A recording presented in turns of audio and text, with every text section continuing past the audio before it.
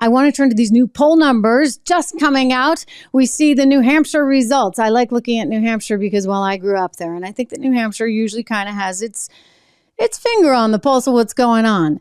And, they don't necessarily love Trump in New Hampshire. They tend to be, a little bit more sort of on the straight and narrow. But I think they've also figured out that things are not going very well in this country, economically, militarily, in terms of the border, et cetera, et cetera. And so he's still way ahead right there. But look at what's interesting here. 18% Nikki Haley. Wow, Vivek. This doesn't surprise me. I thought he'd resonate there. And when I've gone back to visit family, I always seem to see, it's like Vivek is like living there. He's always got some kind of event going on. And so that has certainly impressed me, the dedication to which he's showing to the New Hampshire people. Whereas DeSantis, like, he can't really be bothered. And I find that odd. I mean, I find a lot of things about him odd, shall we say. 7% to Ron DeSantis. And that makes total sense in light of, one, that he sort of was ignoring the state, and two, he's trying to run to the right of Trump. Like, good luck with that, buddy.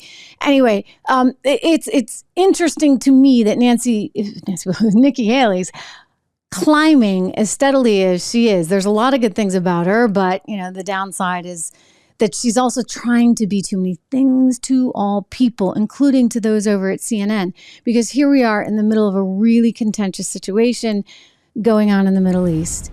And this is war, folks. This is war. And you've got a group of people there over in Gaza that don't like Israelis, and they certainly don't like Americans. And so don't kid yourself on that. People, it's just Israel's fault. No. They don't like, and this is part of the whole CRT, DEI stuff, they don't like anyone that's, well, for lack of a better word, white. I mean, it becomes very racial, right? So this is like, okay, well, we like the brown people, but then you got to be like the right kind of brown person, because they don't like Nikki, they don't like Vivek. They don't tend to like Indians from India or Indian Americans, which, of course, Vivek is one, Nikki's the other. It's a very successful group of people here in the U.S., one of the most successful immigrant groups. They tend not to really like Asians as well. I mean, that's sort of what that whole Supreme Court lawsuit was about, right, at Harvard, because Asians weren't getting in because they had to make room for others. So that's really not a meritocracy now, is it? Anyway, Nikki Haley was on CNN the other day talking about whether or not we could bring people here as refugees from Gaza. I don't think too many people are going to go for that. And by the way, if this word gets out in New Hampshire, I think she's going to fall like a rock, because even the Democrats in New Hampshire, when there was an opportunity to bring Syrian refugees to New Hampshire, Jeannie Shaheen, the senator from New Hampshire, Maggie Hassan, nobody wanted anything to do with it. Okay. And those are Democrats. Well, here's Nikki trying to be all things to all people. Let's play it. There are so many of these people who want to be free from this terrorist rule. They want to be free from all of that. And America's always been sympathetic to the fact that you can separate civilians from terrorists. And that's what we have to do. But right now, we can... Yeah,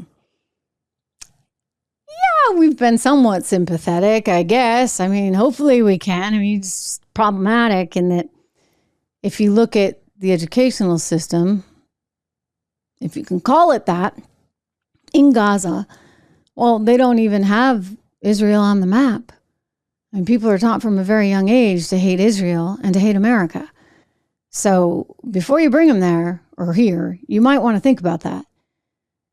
No country in the Middle East wants to welcome these refugees. I mean, how sad is that? Egypt, Jordan, Saudi Arabia, Iran, for goodness sakes. I mean, Iran's the one that greenlit this whole thing, according to the Wall Street Journal. They ought to welcome refugees, and they don't want them. Why? Oh, because they're worried about the political discourse. They're worried about the havoc that it might create and might cause. And yet America, we're supposed to extend our arms. I mean, Nikki Haley's going to have to, I think, finesse that comment a bit more, especially on the national stage, because that could come back to haunt her. I don't think anybody's truly willing to take these kinds of risks. Not when Christopher Wray keeps telling us this is the head of the FBI over and over and over again. I mean, every day he's out with a new warning that there could be Hamas-style attacks here in the United States of America. So think about that. Think about that, guys. I mean, it gets back to what are we doing? Like, why do we have people in our country that seem to hate us so much. Why do we seem to hate ourselves so much?